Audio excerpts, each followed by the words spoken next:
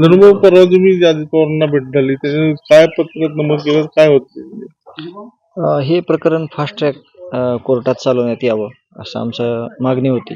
त्याच्यानंतर मोकोका अंतर्गत कारवाई झालेली आणि हे खुनातील सगळे आरोपी हे बीड कारागृहात आहेत. तिथं काही घटना आता घडलेल्या आपण बघितलेल्या आहेत मागच्या काही दिवसापासून.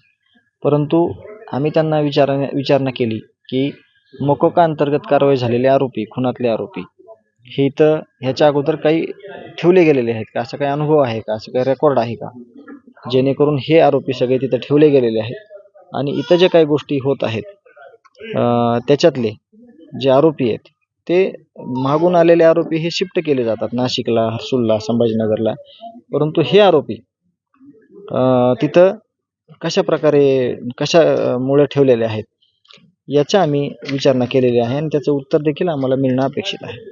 काय म्हणले दादा त्याच्यावर गांभीर्यानं घेऊन जे काय आम्ही त्यांना मागण्या केलेल्या आहेत ते गांभीर्यानं घेऊन त्याची अंमलबजावणी लवकरच होईल असं त्यांनी आम्हाला आश्वासन दिलेलं आहे आणि ते होतंय का नाही हे आपल्या लक्षात येणार आहे. राज्यमंत्री येते काय तुम्ही मागणी करता? नाही, हेच सगळं प्रकरण जे सुरुवातीपासून जे केस पोलीस स्टेशननं ज्या काही चुका केल्या त्यांनी देखील त्या मान्य केलेल्या आहेत की हे ह्या वेळेला व्हायला पाहिजे होतं. सगळ्यांनी मिळून आमच्याशी संवाद साधलेला आहे की ही गोष्ट व्हायला पाहिजे होती. जसं की 6 तारखेला जर ॲट्रॉसिटी झाली असती तर पुढचा कुठलाच विषय वाढत नव्हता, कुठलाच गुन्हा झाला नसता किंवा हे आमचं जे नुकसान झालेलं आहे, जे आम्हाला कुटुंबावर जे घात झालेला आहे तो टळला असता.